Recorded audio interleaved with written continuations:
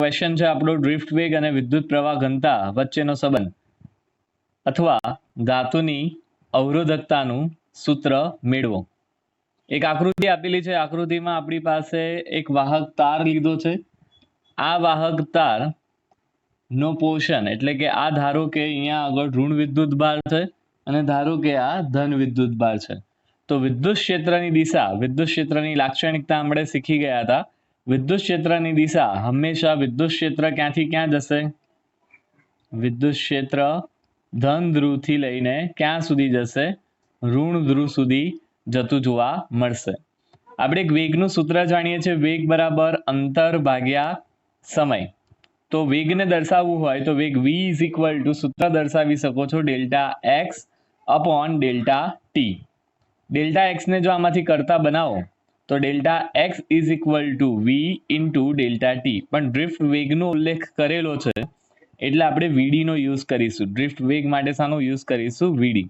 એટલે આ નળાકાર વાહક તારની લંબાઈ અથવા માઇનસ થી પ્લસ સુધીનું અંતર delta x is equal to VD into delta T ક્યાંથી આવ્યું? મેં ઉપર સાબિત કર્યું છે અહીંયા, વેગ બરાબર અંતર ભાગ્યા સમય, v is equal to delta x upon delta T.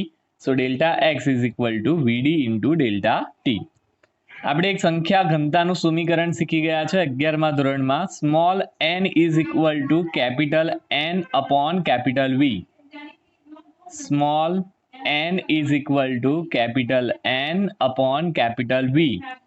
Capital L એટલે સંખ્યા કહેવાય, સંખ્યાનો કોઈ એકમ ના હોય એટલે એની જગ્યાએ હું 1 લખું છું। કદનો એકમ થાય મીટર ક્યુબ। મીટર ક્યુબને ઉપર લઈ જાઓ તો એનો એકમ બની જાય મીટર -3। તો એના ઉપરથી કુલ સંખ્યા n બરાબર આ સમીકરણ ઉપરથી small n is equal to capital n upon v, તો સંખ્યા કુલ સંખ્યા બરાબર સ્મોલ n ઇન્ટુ શું થઈ જશે? કેપિટલ વી। વી એ આપણું કદ દર્શાવે છે। કદનું સૂત્ર થાય, કદનું સાદું સૂત્ર શું થાય દોસ્તો? ક્ષેત્રફળ ગુણ્યા અંતર। કદનું સૂત્ર શું લખી શકીએ છીએ? ક્ષેત્રફળ ગુણ્યા અંતર। n એમનું એમ, ક્ષેત્રફળને a વડે દર્શાવાય અને અંતરને ડેલ્ટા એક્સ વડે દર્શાવાય। ફરીથી એકવાર, n એમનું એમ, કદની જગ્યાએ લખ્યું ક્ષેત્રફળ ગુણ્યા અંતર। ક્ષેત્રફળને a વડે દર્શાવાય અને અંતરને ડેલ્ટા એક્સ વડે દર્શાવાય।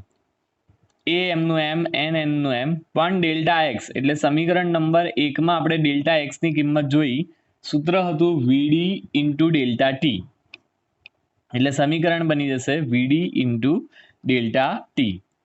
આપણે પહેલા ચેપ્ટરમાં શીખ્યા છે વિદ્યુત ભારનું ક્વોન્ટમીકરણ। વિદ્યુત ભારના ક્વોન્ટમીકરણનું સૂત્ર થાય દોસ્તો q is equal two ne। વિદ્યુત ભારનું ક્વોન્ટમીકરણ એનું સમીકરણ બનશે q is equal two ne। n આપણે શોધી કાઢ્યો ઉપર, n ઇઝ ઇક્વલ ટુ લખાય n a VD into delta T. અંદર ગુણાકારમાં જોડે શું આવી ગયું? ખાલી e। આપણે શોધવાનું છે વિદ્યુત પ્રવાહ ઘનતા, એટલે એના પહેલા વિદ્યુત પ્રવાહ શોધી કાઢીશું, પછી આપણે એના પરથી આગળ વિદ્યુત પ્રવાહ ઘનતાનું સૂત્ર આગળ લઈશું। તો વિદ્યુત પ્રવાહ માટે આપણે q જોઈતો તો q આવી ગયો, t નીચે છેદમાં મૂકી દો એટલે i ઇઝ ઇક્વલ ટુ સૂત્ર થાય q બાય ટી। તો q બરાબર સૂત્ર થાય i ઇન્ટુ ટી, પણ ડેલ્ટા ટી સૂક્ષ્મ ભાગ માટે આપણે લીધેલો છે। સમીકરણ 5 અને 6 ને શું કરી દઈએ? સરખાવી દઈએ। 5 અને 6 ને શું ખાતા? સરખાવતા। તો સામે i ઇન્ટુ ડેલ્ટા ટી સામે n into a e VD into delta T આવી જશે। ડેલ્ટા ટી શું થઈ જશે? કેન્સલ થઈ જશે। માટે i is equal to n a v e into v d. વિદ્યુત પ્રવાહ ઘનતા શાના વડે દર્શાવાય? j વડે। i મળી ગયો છે, ભાગ્યા a કરો એટલે શું મળી જાય? વિદ્યુત પ્રવાહ ઘનતા। તો વિદ્યુત પ્રવાહ ઘનતા j is equal two i upon a। i ની કિંમત અંદર મૂકી દો એટલે i ની કિંમત આવે n a e VD, A cancel થઈ જાય એટલે આપણી પાસે શું બની જશે? j is equal to n e વીડી। આને યાદ રાખવાનું, જેની વીડી, વિદ્યુત પ્રવાહ ઘનતા અને ડ્રિફ્ટ વેગ વચ્ચેનો સંબંધ દર્શાવતું સમીકરણ, જેની વીડી. શું યાદ રાખીશું ભાઈ? વિદ્યુત પ્રવાહ ઘનતા અને ડ્રિફ્ટ વેગ વચ્ચેનો સંબંધ દર્શાવતું સમીકરણને યાદ કરીશું આપણે કેવી રીતે? જેની વીડી તરીકે યાદ કરી લઈશું. હવે એને અનુલક્ષીને અવરોધકતા અને વાહકતાનું સૂત્ર શોધીશું. શાનું સૂત્ર શોધીશું? અવરોધકતા અને વાહકતા. તો ડ્રિફ્ટ વેગના સમીકરણ પરથી અવરોધકતા અને વાહકતાનું સમીકરણ મેળવો, એના પછીનો ટોપિક. તો ડ્રિફ્ટ વેગનું સૂત્ર આપણે દોસ્તો શીખી ગયા છે. V d is equal to E into capital e upon m into tau. તો આ સમીકરણ નંબર 8માં વીડીની બદલે આ કિંમત મૂકી દો. આ આખી કિંમત શામાં મૂકી દેવાની? સમીકરણ નંબર 8માં. તો જે એમનું એમ, એન એમનો એમ, ઈ એ એમનો એમ, પણ વીડીની જગ્યાએ શું લખાશે? ઈ capital e upon m into tau. ઈ કેપિટલ ઈ એમ ઇન્ટુ ટાઉ. ઈ ઇન્ટુ ઈ એટલે ઈ સ્ક્વેર થઈ જશે. ઈ એમનો એમ, આ એમ એમનો એમ, ટાઉ એમનો એમ, એન પણ એમનો એન જોવા મળશે. આપણે કીધું ડ્રિફ્ટ વેગના સમીકરણ પરથી વાહકતાનું સમીકરણ મેળવો. એટલે સિગ્મા ઇઝ ઇક્વલ ટુ, વાહકતાના મેં દોસ્તો તમને ગઈકાલે સૂત્ર લખાયા હતા. Sigma is equal to J upon E. અને અવરોધકતાનું સમીકરણ એ લખાયું હતું rho is equal to E into J. યાદ હોય તો મેં ગઈકાલે લખાવી દીધા હતા તમને. તો વાહકતા sigma is equal to J upon ઈ. જેનું સૂત્ર આખું અહીંયા એમનું એમ મૂકી દો. ઈને છેદમાં લઈ જાઓ એટલે શું બની જશે? સિગ્મા. તો સિગ્મા વાહકતાનું સમીકરણ શું આવ્યું? N e square tau upon m. અર્થાત વાહકતા ટાઉ એટલે શું કહેવાય? ગઈકાલે આપણે વાત થઈ એ પણ, રિલેક્સેશન સમય. ટાઉ એટલે શું કહેવાય? રિલેક્સેશન સમય. અર્થાત રિલેક્સેશન સમયની વ્યાખ્યા શું છે? રિલેક્સેશન સમયની વ્યાખ્યા શું થાય? તો બે ક્રમિક અથડામણો વચ્ચેના સરેરાશ સમયગાળાને રિલેક્સેશન સમય કહે છે. અર્થાત વાહકતા એ સમયના, રિલેક્સેશન સમયના કયા પ્રમાણમાં જોવા મળશે? સમપ્રમાણમાં જોવા મળશે. પરંતુ વાહકતા અને અવરોધકતા એકબીજાના કયા પ્રમાણમાં છે? વ્યસ્ત પ્રમાણમાં. તો સિગ્માની જગ્યાએ શું લખવું છે? રો. તો ઊંધું થઈ જાય. આ સૂત્રને ઊંધું કરી દો એટલે એમ ઉપર એન ઈ સ્ક્વેર ટાઉ. તો આ અવરોધકતાનું સમીકરણ આવી ગયું. તો આખું દોસ્તો આપણે સૌથી પહેલા શું શીખ્યા? તો ડ્રિફ્ટ વેગ પરથી અને વિદ્યુત પ્રવાહ ઘનતાનું સમીકરણ મેળવ્યું. વિદ્યુત પ્રવાહ ઘનતા થઈ ગયું. એના પરથી ડ્રિફ્ટ વેગનું સમીકરણ લઈ વાહકતા અને અવરોધકતા શીખ્યા. તો હજુ એકવાર ફટાફટ યાદ કરાવી દઉં છું. આખો ટોપિક કેવી રીતે થાય છે એ બધું જ છેકથી છેક આપણે સમજી લઈએ. ચાલો, આકૃતિમાં દર્શાવ્યા પ્રમાણે વિદ્યુત ક્ષેત્રની દિશા ધન ધ્રુવથી ઋણ ધ્રુવ તરફ આગળ વધશે. આ બે ધન અને ઋણ વચ્ચેનું અંતર વેગ બરાબર અંતર ભાગ્યા સમય. તો વેગ is equal to delta x upon delta T. So delta x is equal two સૂત્ર થાય વીડી ઇન્ટુ ડેલ્ટા ટી. સંખ્યા ઘનતાનું સમીકરણ થાય n is equal to capital n upon v. એનો એકમ થઈ જાય મીટર ક્યુબ.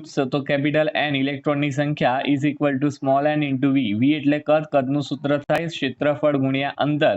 ક્ષેત્રફળને એ વડે દર્શાવાય, અંતરને ડેલ્ટા એક્સ. અંતરની કિંમત અહીંયા મૂકી દીધી. વિદ્યુત ભારનું ક્વોન્ટમીકરણ વાપર્યું. ક્યુ ઇઝ ઇક્વલ ટુ એનઈ. એનની કિંમત ઉપરથી નીચે મૂકી દીધી. વિદ્યુત પ્રવાહના સમીકરણ સાથે એને સરખાઈ દીધું. એટલે 5 અને 6 ને સરખાવ એટલે વિદ્યુત પ્રવાહનું સૂત્ર મળી જાય. આ એ ઉપરથી નીચે તરફ જે એ છે, આ એ ને ઉપરથી નીચે તરફ લાવી દો એટલે J is equal to I upon A સૂત્ર થઈ જાય. અર્થાત જેનું સૂત્ર થાય જેની વીડી. વિદ્યુત પ્રવાહ ઘનતા અને ડ્રિફ્ટ વેગનું સૂત્ર યાદ શું રાખીશું? જેની વીડી. ડ્રિફ્ટ વેગનું સમીકરણ વીડી ઇઝ ઇક્વલ ટુ, સૂત્ર શું છે? V d is equal to e upon m into tau.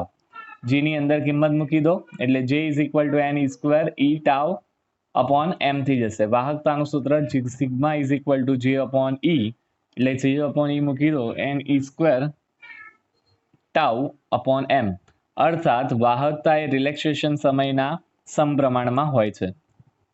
અવરોધકતા અને વાહકતા એકબીજાના વ્યસ્ત પ્રમાણમાં, અર્થાત અવરોધકતા એ રિલેક્સેશન સમયના વ્યસ્ત પ્રમાણમાં હશે. અર્થાત રિલેક્સેશન સમય વધે તો વાહકતા વધે. એમસીક્યુમાં પૂછાય છે. રિલેક્સેશન સમય વધે તો અવરોધકતા ઘટે છે. આ વ્યસ્ત પ્રમાણમાં હોય ને એટલે અવરોધકતા શું થશે? ઘટે છે. એના પછીનો ટોપિક જોડે જોડે આપણે લઈ લઈએ છીએ મોબિલિટી. મોબિલિટી ટોપિક સમજાવું છું. મોબિલિટી શું છે પહેલા એ સમજી લો. મોબિલિટી એટલે શું કહેવાય? ગતિશીલ. કોઈ વસ્તુ ગતિમાં હોય ને એવા ભાગને મોબિલિટી કહે છે. શું કહેવામાં આવે છે? મોબિલિટી. તો મોબિલિટીને એક્ઝેક્ટલી આપણે શું કહીશું? તો મોબાઈલ વિદ્યુતભાર વાહક તરીકે મુક્ત ઇલેક્ટ્રોન તરીકે જોવા મળશે, જેમાં વિદ્યુત દ્રાવણોમાં ધન અને ઋણ આયનો મોબાઈલ વિદ્યુતભાર વાહકો છે. મોબિલિટીની વ્યાખ્યા લખી કાઢું છું દોસ્તો. મોબિલિટીના સૂત્ર પરથી મળી જાય. મોબિલિટીની વ્યાખ્યા સૂત્ર પહેલા લખું છું. Mu is equal to v d upon E. Mu is equal two સૂત્ર શું થાય? વીડી અપોન ઈ. અર્થાત વાહકના એકમ છેદમાં છે ને એટલે આપણે કયો શબ્દ વાપરીશું? એકમ. વાહકમાં એકમ વિદ્યુત ક્ષેત્ર દીઠ ડ્રિફ્ટ વેગને તે વિદ્યુતભાર વાહકની મોબિલિટી કહે છે. ફરીથી દોસ્તો એક વખત મોબિલિટીની વ્યાખ્યા કહું છું. વાહકમાં એકમ વિદ્યુત ક્ષેત્ર દીઠ ડ્રિફ્ટ વેગને તે વિદ્યુતભાર વાહકની મોબિલિટી કહે છે. મોબિલિટીનું સૂત્ર દોસ્તો યાદ રહેવું જોઈએ. Mu is equal to v d upon E. Mu is equal two સૂત્ર શું થઈ જાય? વીડી અપોન ઈ જોવા મળશે.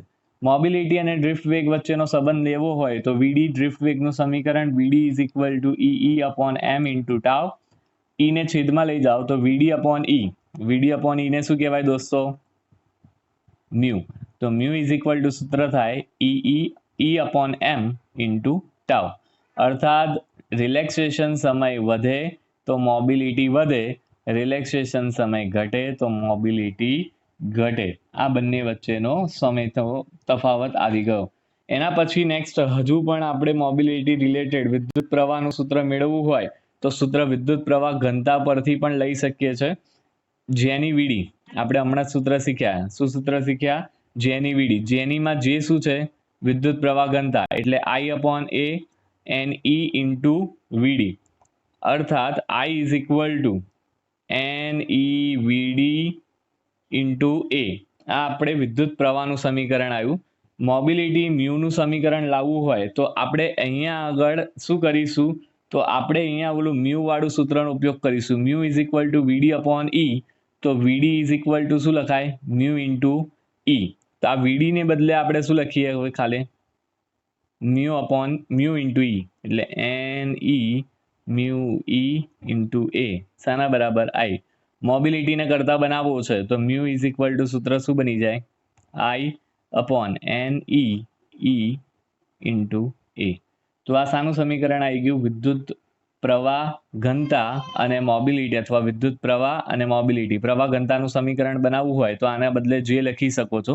તો સૂત્ર કરવું હોય તો આવું પણ થાય. જે અપોન એન ઈ જેવો ભાગ જોવા મળશે. તો આ મોબિલિટી અને વિદ્યુત પ્રવાહ ઘનતા વચ્ચેનું સમીકરણ પણ થઈ ગયું આપણા માટે. બરાબર. આખો ભાગ આપણે છેકથી